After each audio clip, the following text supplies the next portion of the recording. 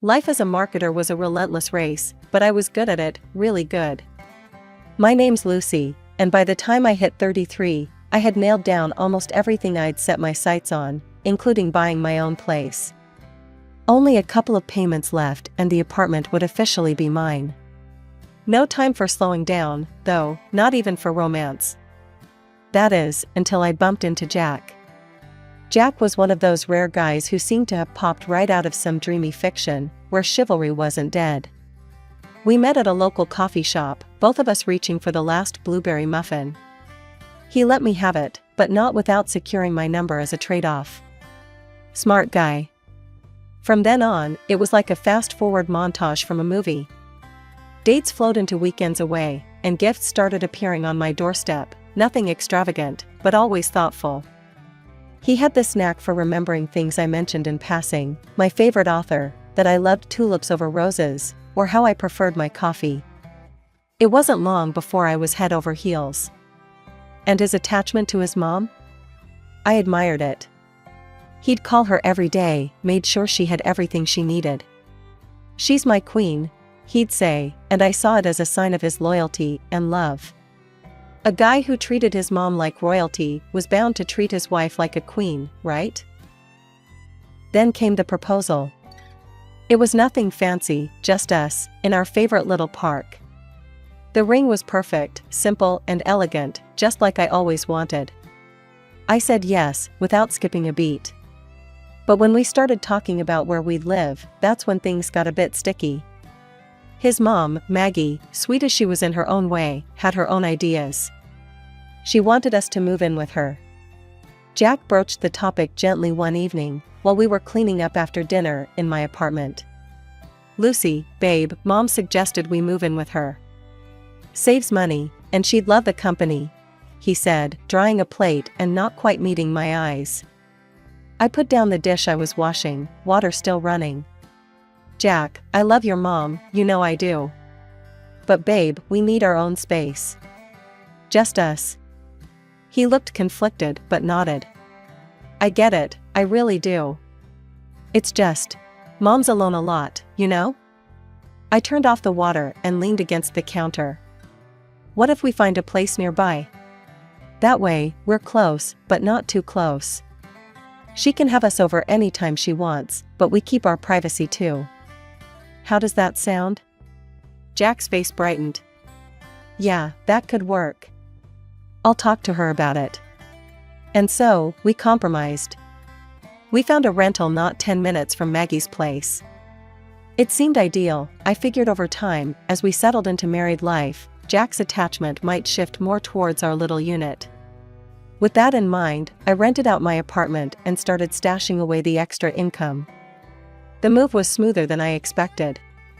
Jack was happy because his mom was just a stone's throw away, and I was relieved to maintain some independence. We fell into a comfortable routine, Jack and I commuting to work together most days, coming home to our little sanctuary. But as weeks turned into months, I couldn't shake the feeling that the ties that bound Jack to his mom weren't loosening. Every decision, big or small, seemed to need her stamp of approval.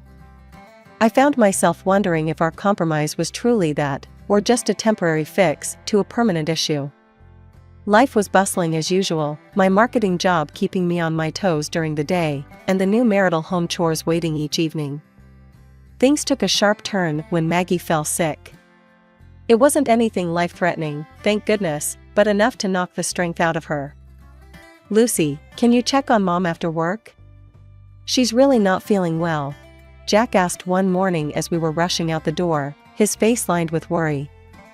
"Of course, I'll swing by and see what she needs," I replied, squeezing his hand. Little did I know, this would become my new routine. Each evening, I'd go straight from the office to Maggie's. She had a specific way she liked things done, especially when it came to her meals. "I can't eat that reheated stuff, it messes with my stomach," she'd complain if I ever dared suggest cooking enough to last a couple of meals. So, I found myself cooking fresh meals daily, her preferred dishes that I slowly mastered. After Maggie recovered, I thought my after-work visits would taper off. I couldn't have been more wrong. She'd grown accustomed to the company and the care. If anything, her demands increased. "Lucy, dear, could you help me with the laundry? And maybe we can order some groceries online," she'd say, her voice always carrying that expectant tone. I did all that and more, picking up her orders, driving her to shops, and every beauty appointment she made. Weekends were no exception. Jack and I spent most of our Saturdays and Sundays at Maggie's, trying to make up for all the family time she missed when Jack's brother cut her off. One particularly exhausting Sunday evening, after a day filled with errands and family gatherings all centered around Maggie's needs, I collapsed on our couch, feeling more like a caretaker than a wife. "Jack, we need to talk," I started, my voice heavy with fatigue. "I love your mom, but I need some space, some time for us." Jack sat beside me, his expression tense. "Lucy, Mom's all alone. You know what happened with my brother. I can't just abandon her. She relies on us."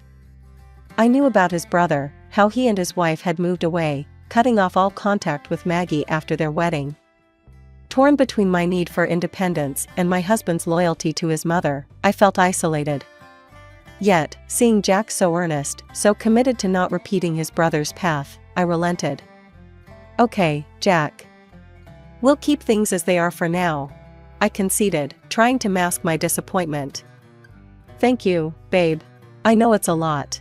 We'll figure something out, I promise," he said, pulling me into a hug that felt both comforting and confining. As days turned into weeks, my after-work routine remained unchanged.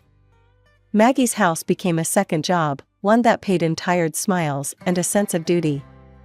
My own dreams and desires took a back seat, tucked away like the old novels I no longer had time to read. A year has passed since that conversation, but nothing much had changed. If anything, things got even more intense. Every day after work, my second shift began, cooking, cleaning, running errands for Maggie. By the time I got home each night, I was wiped out. One evening, sprawled on our couch with aching feet propped up, I broached a subject that had been on my mind for a while. "Jack, don't you think it's time we think about having our own little family?"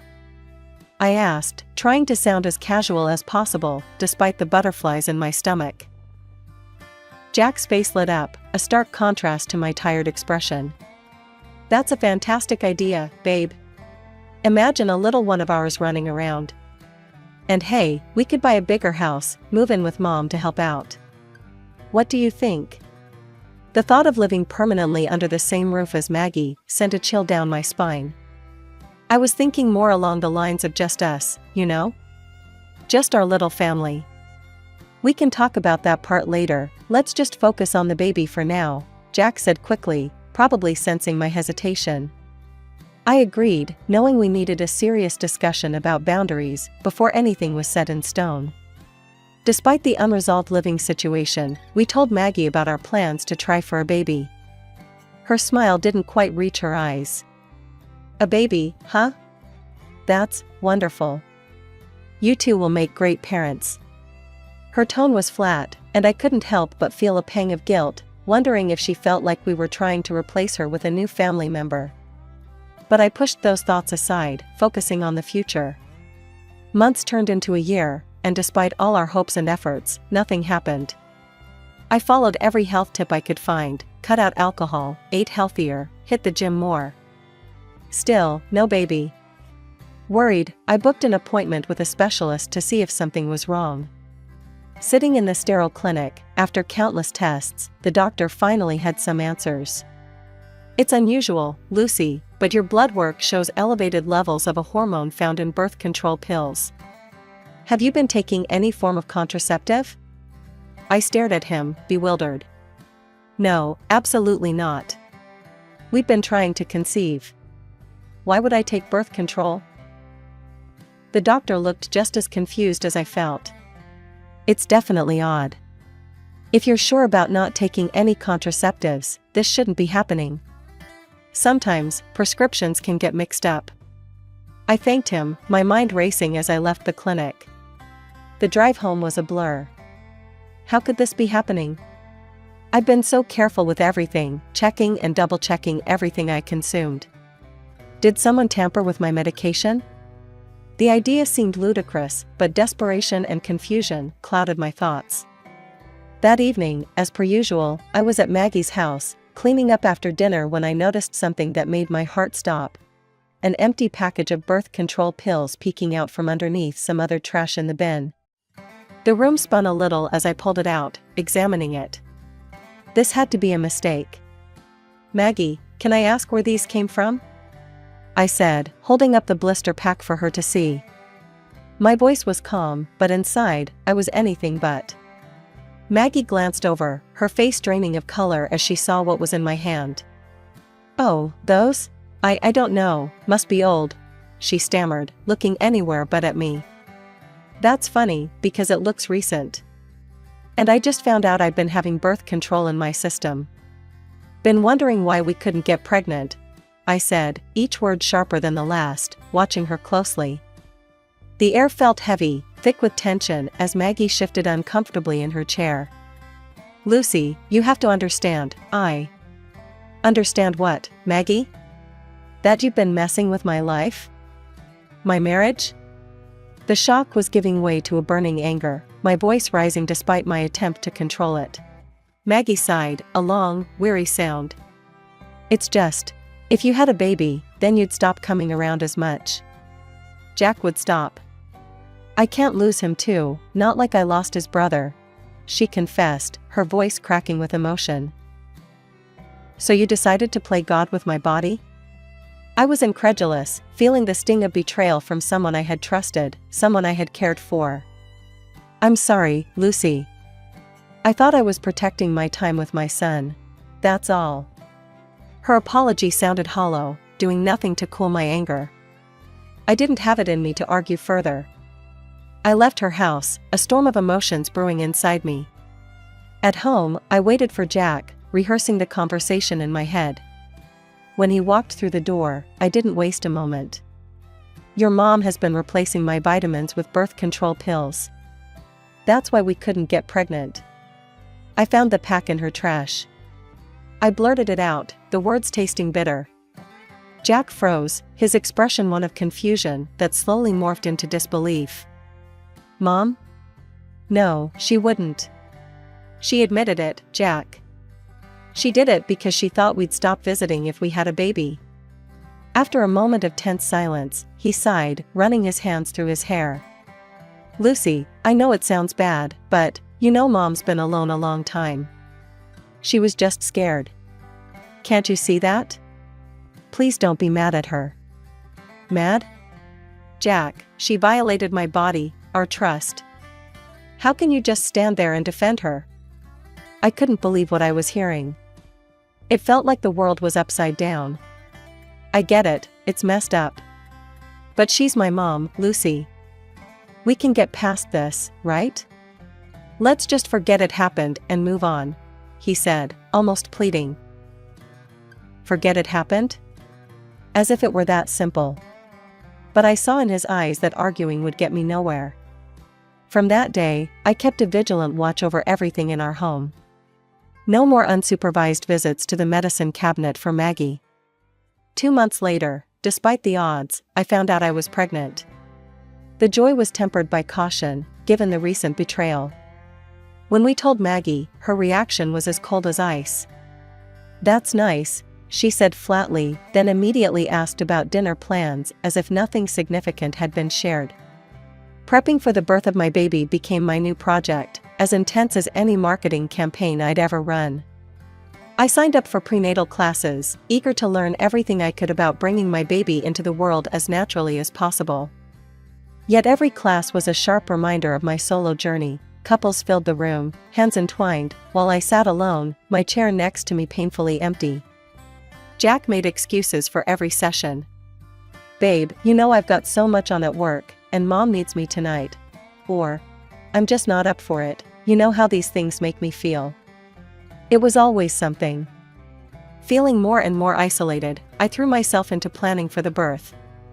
I chose a clinic specializing in natural water births, located outside the city, known for its serene environment and expert care.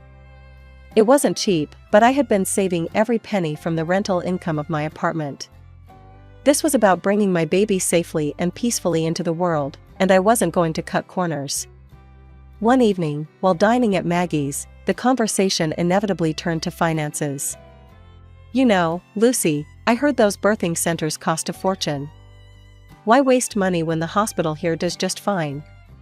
Maggie said, her tone more accusing than curious. I took a deep breath, trying to keep the irritation from my voice. "It's not a waste if it ensures the health and safety of your grandchild, Maggie. I've got it covered."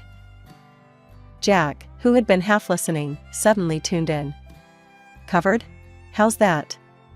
"Well, I've got a reserve account from the apartment rental. It's more than enough to cover the costs," I explained, a bit reluctantly.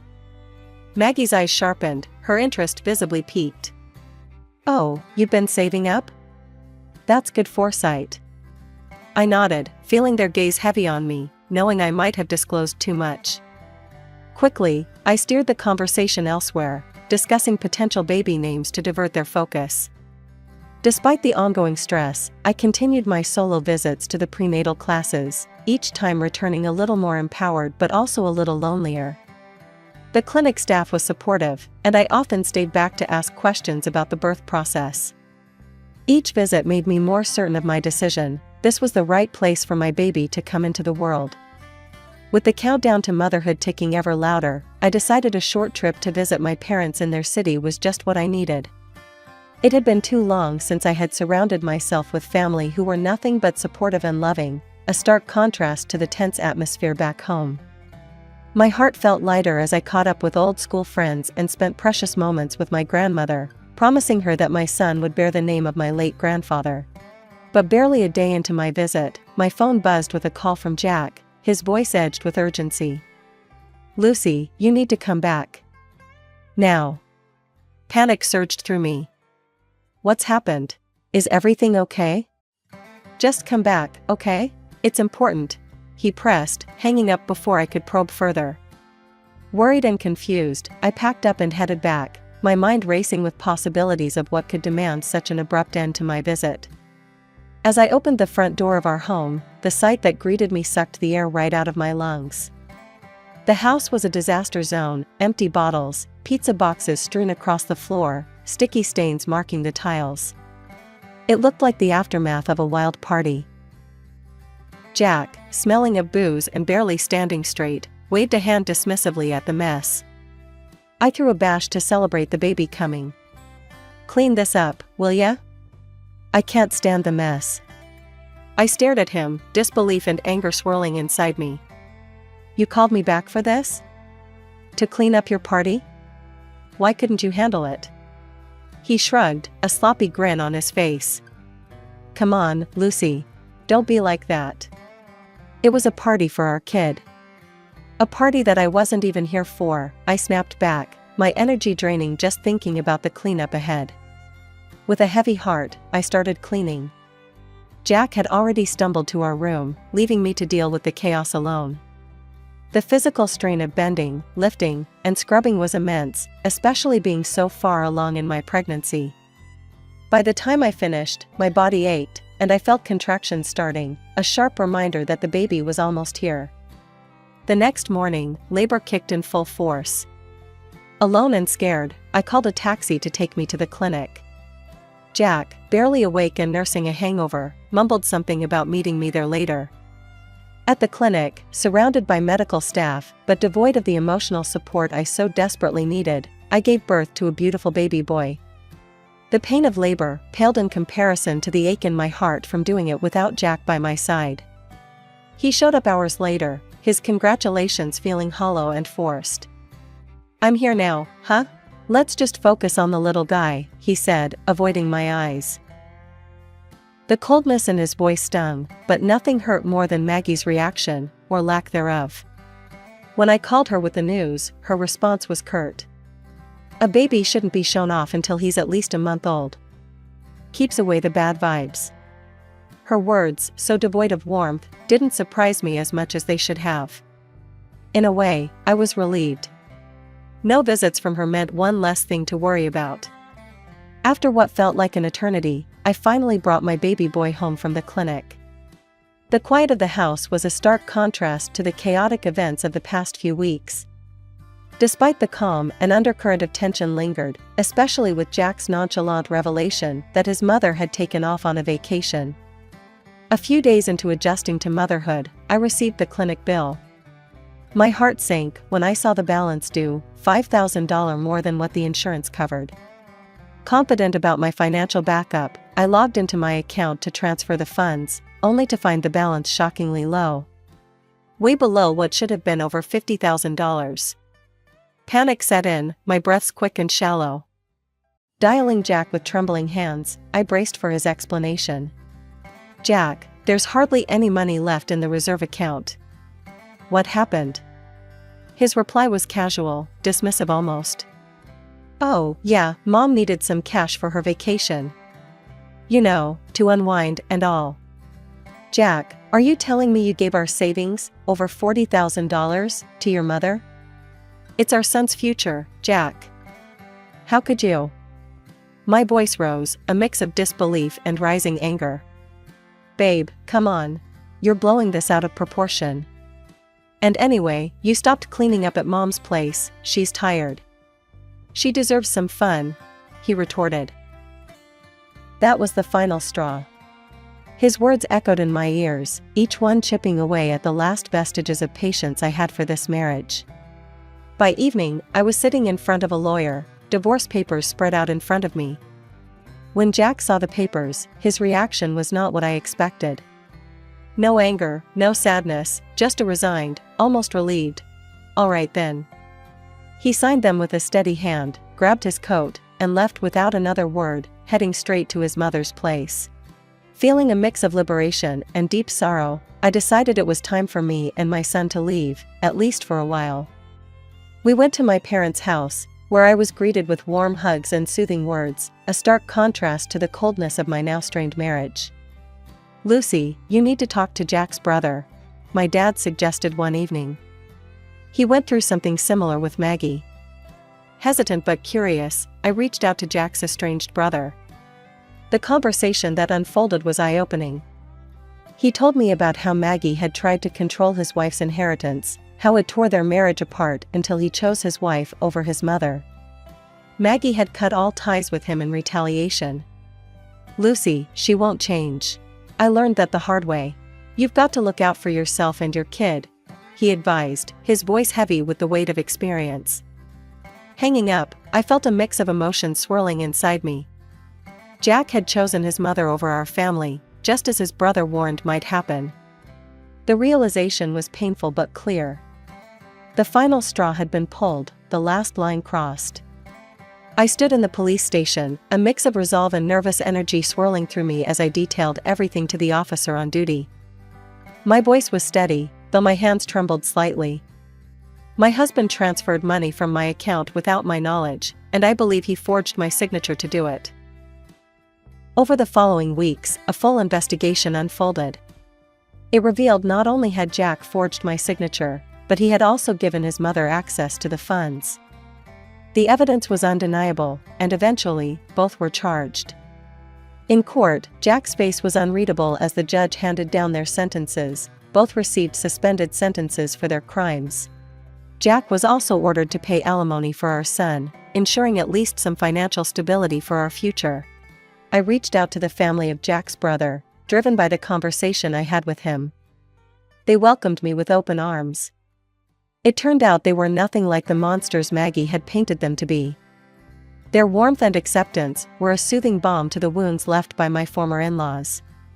One sunny Saturday afternoon, as our children played together in the backyard, Jack's brother, Mike, threw a couple of steaks on the grill, and his wife, Sarah, handed me a chilled glass of lemonade. "Lucy, we're just glad you reached out. Mom, she can spin quite the tale," Mike said, flipping the steaks with a practiced flick of his wrist. Watching Danny laugh as he chased after his cousins, a sense of peace settled over me. "Thank you, both. It means the world to us to have family like you." As the kids tumbled around, their laughter filling the air, Mike leaned over and said in a conspiratorial tone, "You know, Mom always did like to be the center of the universe. But around here, it's just simple family life. No drama." Exactly what we need, I responded, smiling at the simple truth in his words. Our gatherings became a regular thing, our children bonding as cousins do, forming connections that promised to last a lifetime. The holidays were particularly full of joy, the kids' excitement contagious, making each moment a bit brighter.